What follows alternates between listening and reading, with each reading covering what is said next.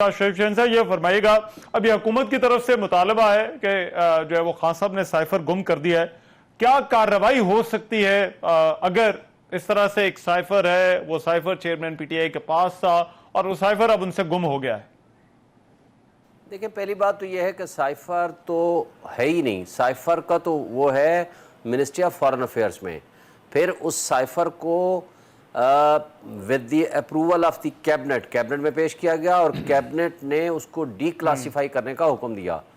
यानी वो जो डायरेक्शंस दी उसका तर्जमा हो सकता है, यानी यूँ सादा अल्फाज में अगर मैं कहूँ, उसको डी क्लासीफाई किया। क्योंकि कोडेड वर्ड्स में वो साइफर होता है। कोडेड वर्ड्स में तो आप उसको कहीं लेके नहीं जा सकते, ना ही वो उसको पब्लिश कर सकते हैं, ना किसी के सामने पेश कर सकते हैं, ना उसको आप समझ सकते हैं। उसका तर्जमा किया गया और उस तर्जमे की जो कॉपी थी उसको फिर सेव किया गया और उसको डी कोडिफाइड करके उसकी फिर कॉपी नेशनल असेंबली के स्पीकर को भेजी गई और स्पीकर ने through I think president Alvi के ज़रिए चीफ जस्टिस ऑफ पाकिस्तान को भिजवाई कि जी आप इसमें जुडिशल कमीशन कॉन्स्टिट्यूट करें। तो इसलिए ये चीज़ें तो सारी सेटल डाउन हो गई थी, कोई आज की बात तो ये है नहीं। दूसरी बात ये है कि ये आप जो कल राना सनाउल्लाह साहब तकरीरें फरमा रहे थे, उनके अपने अल्फाज देख लें कि जी साइफर तो मिनिस्ट्री ऑफ इंटीरियर में मौजूद, मिनिस्ट्री ऑफ फॉरेन अफेयर्स में मौजूद है।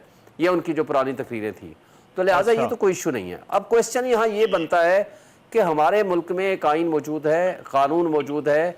एक 22 ग्रेड का रिटायर्ड ऑफिसर को किडनैप किया गया, अगवा किया गया, आज से 1 महीना से ज़ायद अरसा हो गया है। 1 महीना वो गायब रहा, वो पाबंद रहा और इस्लामाबाद हाई कोर्ट में उसकी पटिशन फाइल हुई, FIR दर्ज हुई और इस्लामाबाद हाई कोर्ट में लॉ इन्फोर्समेंट एजेंसीज़ ने आकर कहा कि जनाब हम वो अगवा हो चुका है, मिसिंग पर्सन में शामिल है, हम उसके वेयर अबाउट्स उसको तलाश करने की कोशिश कर रहे हैं और हम जल्दी कल्प्रेट्स तक पहुंच जाएंगे।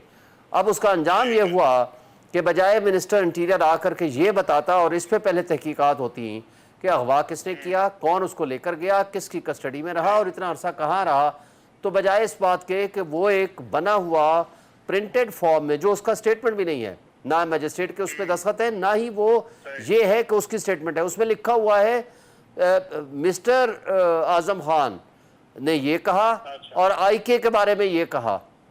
ये एक टाइप शुदा कोई स्टेटमेंट किसी ने दी है जो कि सारी साफी बिरादरी के पास भी चल रही है और मिनिस्टर इंटीरियर के पास भी और सारे पाकिस्तान में चल रही है। शरीफ शहन साहब, अब हुकूमत का अभी आर्गुमेंट तो ये है कि ये क्लासिफाइड डॉक्यूमेंट था और इसको पब्लिक नहीं किया जा सकता, लेकिन चेयरमैन PTI ने इसको जलसों में डिस्कस किया, मीटिंग्स के अंदर जो है वो इस पर बात की, तो ऑफिशियल सीक्रेट एक्ट की जो है वो खिलाफ वर्जी हुई है।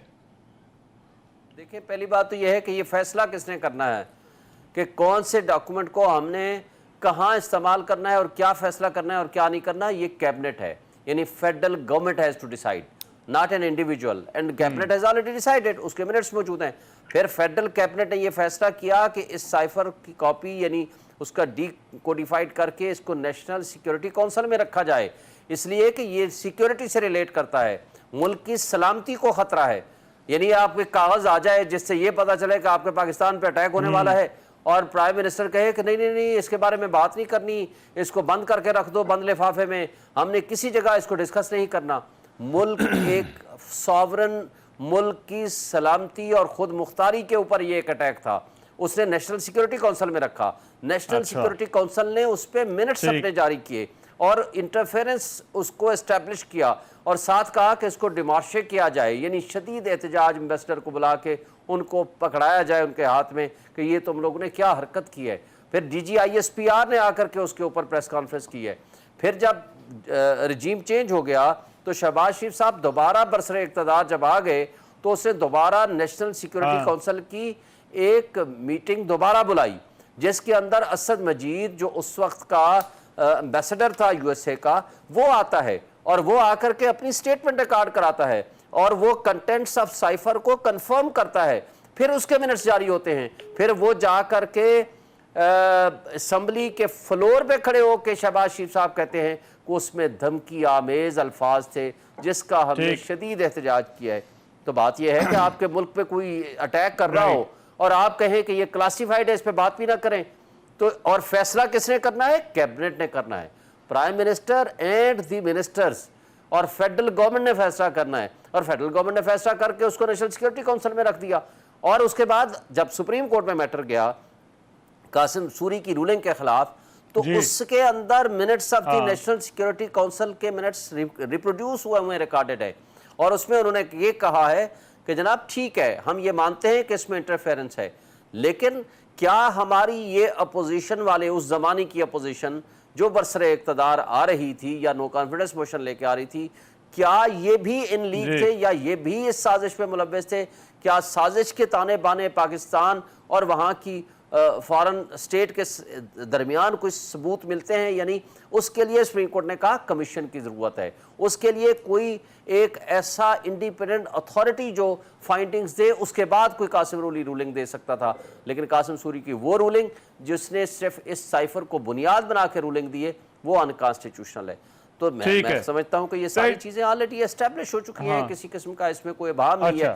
لیکن چونکہ آپ 180 مقدمات سے یہ فاشسٹ حکومت کوئی مقصد حاصل نہیں کر سکی اور ان کے سامنے اب کوئی اور چیز نہیں رہا, تو انہوں نے کہا کہ چلو ایک مقدمہ اور صحیح.